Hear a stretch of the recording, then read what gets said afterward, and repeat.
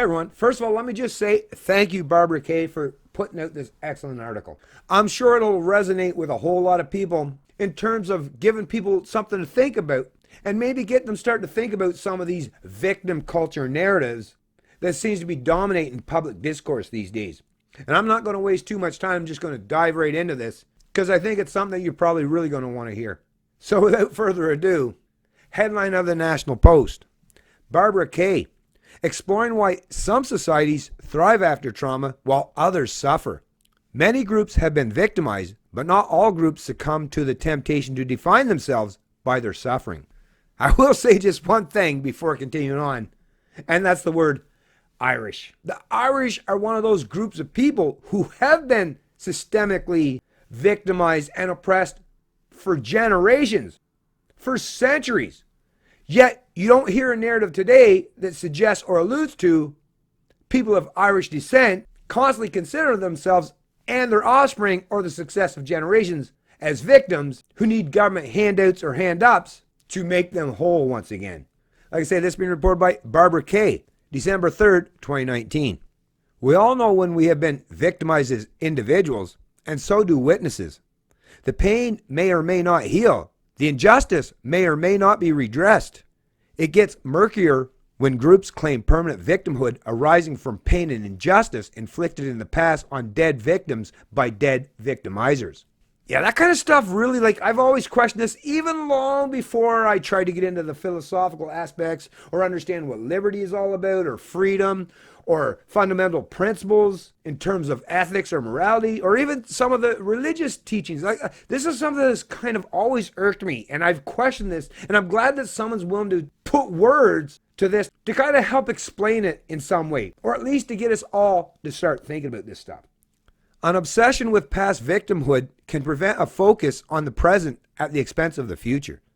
A collective sense of victimhood combined with the tripwires of race, religion, and ethnicity can be translated into a justification for action with devastating effects. That is the driving thesis behind the victim cult, how the culture of blame hurts everyone and wrecks civilization. A new book by seasoned public policy analyst, columnist, and author Mark Milk, whose work has been published in think tanks in Canada, the US, and Europe. This excellent book was 8 years in the writing, and it shows. But not because it's pedantic. On the contrary, Mike wears his scholarship lightly. His crisp, polished prose bellies the exhaustive research that permits him to speak out so boldly and broadly on what is a sensitive, often culturally weaponized subject. The book begins on the now familiar terrain of university campuses, where the theory of intersectionality has created a kind of oppression Olympics, with various minority groups vying for their slice of the social capital pie that victim status confers. As university students are all relatively privileged, bias-based aggression is rare and microaggressions must suffice. In one case, Milk recounts an elderly professor's insistence on graduate students using proper grammar ended in a petition to have him removed, not to mention a charge of criminal battery for briefly resting a hand on his accuser's arm. The book treats the spectrum of victimhood from mild through moderate to murderous. Microaggression victimhood on campus earns a mild ranking. At the other end of the spectrum are tribal or national victim cults in which grievance narratives fuel extreme ideologies, justifying acts of terrorism or even sustained campaigns of exterminations that wreck civilizations. And Milk devotes whole chapters to a number of them.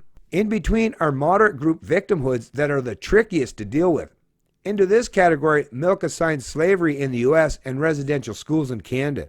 In these cases, the actual suffering and actual injustices, though monstrous, have passed. They have been systemically acknowledged. Deep remorse for the respective nations' historic wrongs have been expressed at the highest cultural and political levels. Compensation in money and equity opportunities have been lavishly dispersed. But the sense of collective victimhood lingers, and all present disparities in outcomes continue to be ascribed by descendants to the original sins. In the 19th and early 20th centuries, Germans blamed France, Western liberalism, and the Jews for all their problems. Hitler brought his own sense of victimhood to fertile cultural terrain, resulting in history's most brutal genocide. Even though the Hutus were numerically dominant after Rwandan independence in 1961, They felt threatened by the more successful Tutsis. A perfect storm of blame, fear, civil war, and opportunity erupted, ending with 1 million victims. Yasser Arafat, the Peter Pan of international politics, could never say yes to peace because he was so deeply invested in the Palestinian victim cult, he couldn't bear to abandon his refusenik persona. Many groups have been victimized, but not all groups succumb to the temptation to define themselves by their suffering. Milk doesn't accept that colonialism is to blame, or any other explanation that puts the entire onus on an external cause. He points to the example of Japanese Americans and Canadians who suffered internment, as well as the Chinese who suffered great discrimination here but did not pass resentment onto their children, to Palestinians who recoiled from Arafat's pathological revanchism and created lives for themselves elsewhere, and to Jews whose continual resilience and refusal to be defined by their suffering has proven crucial to their success. What groups that have eschewed victimhood have in common, Milk observes, is a culture that embraces education, family stability, and a spirit of entrepreneurship. Anyways, folks, this article does go on for a little while longer, and I'll place a link to it in the description of this video below. But once again, thank you, Barbara, for putting this out there, because yes, this is definitely a problem that I've seen that is predominant in the public discourse out there, is this constant narrative of victim culture. And like Barbara's alluded to, especially when you're talking about things that happened in the past where all these people are fucking dead. What the hell is the problem, or what's the issue with trying to blame people? What is the point, I should say?